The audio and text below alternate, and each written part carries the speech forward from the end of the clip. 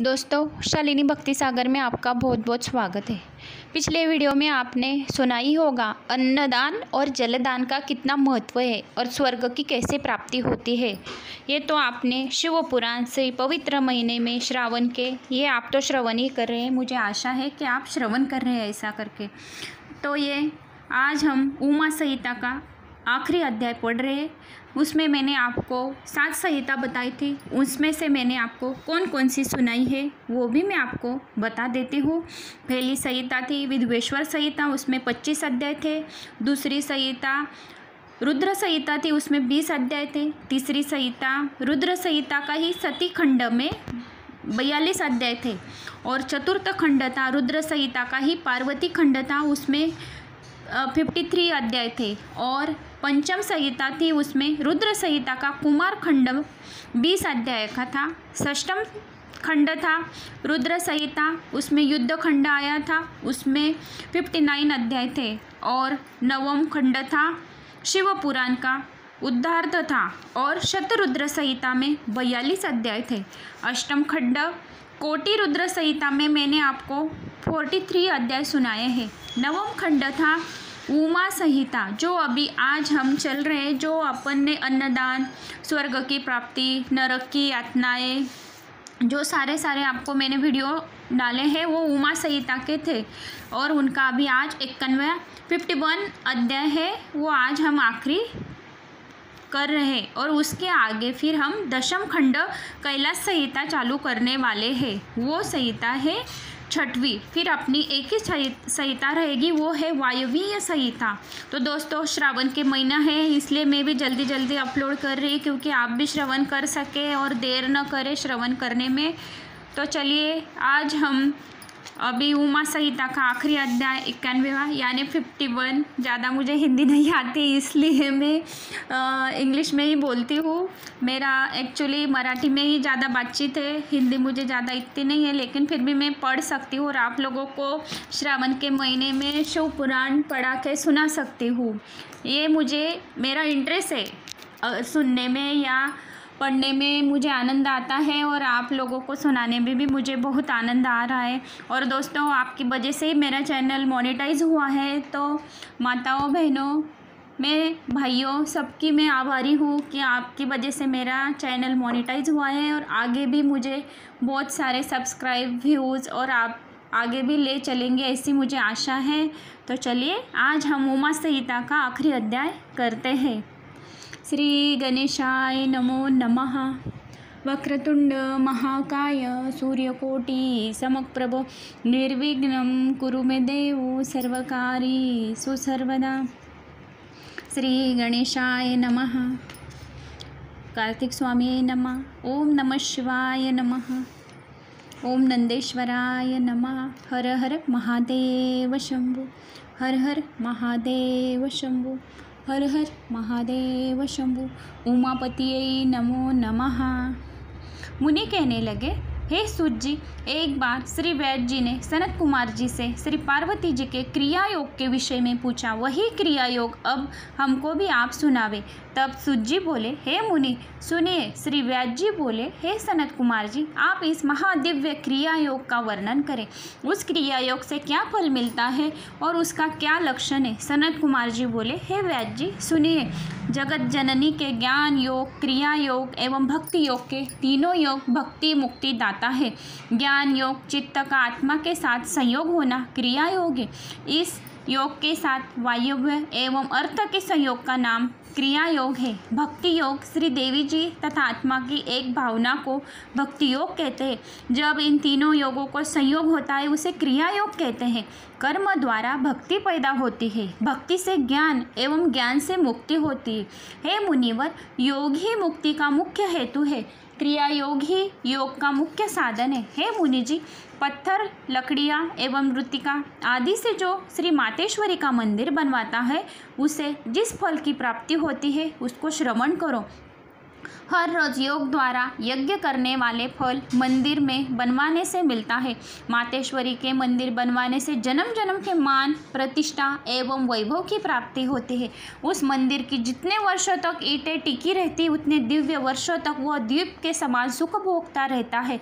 जिस भक्त ने श्री पार्वती जी की मूर्ति बनवाई हो वह दुर्गा जी के लोकों में नीचे ही रह जाता है। त्रिलोकों की स्थापना के पुण्य को भी कोटि गुना पुण्य उसे मिलता है। देवी जी के मनोहर मंदिर बनवाने से प्राप्त होता है। जो पुरुष श्री देवी जी की मनोहर मूर्ति का मध्य में स्थापना करके उसके चारों ओर पंचापना देव की स्थापना करता है उसका पुण्य तो असंख्य है। सूर्य चंद्रमा के ग्रहण लगने पर विष्णु सहस्त्र नाम से पाठ से जितना फल मिलता है उतना श्री देवी के नाम जपन से तो उसे भी 100 गुना अधिक फल मिलता है। जो पुरुष चलते सोते उठते बैठते उमा इन 2 अक्षरों की रट में रहते हैं वे श्री दुर्गा जी के गण होते हैं। तो दोस्तों कौन सा शब्द बोला है श्री पार्वती माता जी ने? उमा। जो मनुष्य उठते चलते बैठते इन अक्षरों की रट करते रहता है उन पर श्री दुर्गा जी के गण होते हैं और उसे कोटि गुना फल मिलता है। जो मनुष्य नित्य नैमित्तिक कार्यों में धूप दीप नैवेद्य आदि से श्री दुर्गा जी का पूजन करते हैं वे एवं देवी के मंदिरों की मिट्टी अथवा गोबर से लिपते हैं अथवा मंदिर में झाड़ू लगाते हैं, इस प्रकार के मनुष्य निश्चय ही उमा लोक को प्राप्त करते हैं। जो नित्य नियम से पूजते हैं वे परम पद को प्राप्त होते हैं। कृष्ण पक्ष के अष्टमी नवमी तिथियों में विशेषताएं श्री सूक्त देवी सूक्त अथवा मूल मंत्रों द्वारा पूजन करना परम आवश्यक है। तुलसी को न लेकर अन्य सभी पुष्प देवी पर चढ़ाए जा सकते हैं। दोस्तों कौन सा मना किया है? तुलसी श्री पार्वती माता जी ने मना की है। तुलसी को न लेकर अन्य सभी पुष्प देवी पर चढ़ाए जा सकते हैं। मैं जो कुछ ऐसा रहा तो डबल हेडलाइन देती हूँ। कमल पुष्प तो विशेष प्रिय है। जो सोना चांदी पुष्प आदि कुछ भी भेंट करता है वह परम गति को पाता है। पूजन के पश्चात क्षमा याचना भी आवश्यक है। देवी जी का ध्यान करके नैवेद्य चढ़ावे उसमें अनेकों फल भी हो। देवी का प्रसाद खाने वाला अपने पाप के रूप कीचड़ को धोकर निर्मल हो जाता है। जो मनुष्य चैत्र शुक्ल तृतीया के दिन मातेश्वरी का व्रत करता है वह कर्म बंधनों से मुक्त होकर मुक्ति को पाता है। कौन सा बोला है दोस्तों? जो मनुष्य चैत्र शुक्ल तृतीया गौरी तृतीया आती है चैत्र शुक्ल के दिन यानी अब अप्रैल महीने में पूर्णिमा से पहले प्रतिवर्ष इस दिन देवी का महा उत्सव करना आवश्यक है। इस प्रकार उत्सव करने वाले पुरुष को देवी जी सभी प्रकार के फल देती है। वैशाख शुक्ल अक्षय तृतीया के दिन यथाशक्ति देवी को रथोत्सव भी करना चाहिए।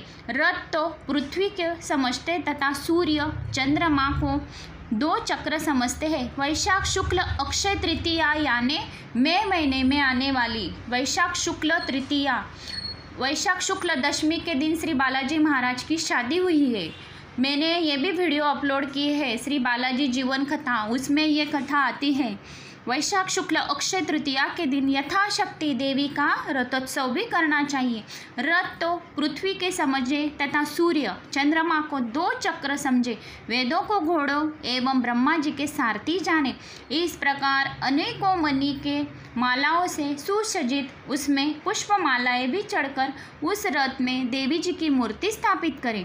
धीरे धीरे चलावे एवं धीरे धीरे देवी के नाम उच्चारे और बोले, हे भक्त दुख हरिणी देवी हमारा पालन करो। इस प्रकार वाक्य के द्वारा देवी को प्रसन्न करें। इस प्रकार नगर की सीमा तक रथ ले जावे। उसके बाद 100 बार प्रणाम करें, फिर प्रार्थना करें। इस प्रकार उत्सव मनाने वाला मनुष्य इस लोक में सुख भोग कर अंत में देवी जी के धाम को प्राप्त करता है। असोज के शुक्ल पक्ष में नवरात्रि तक व्रत का विधान है।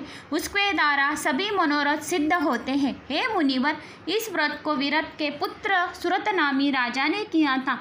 उसका हरण किया हुआ राज्य फिर प्राप्त हो गया। समाधि वैश्य ने भी व्रत एवं पूजन करके संसार के बंधनों से मुक्ति पाई।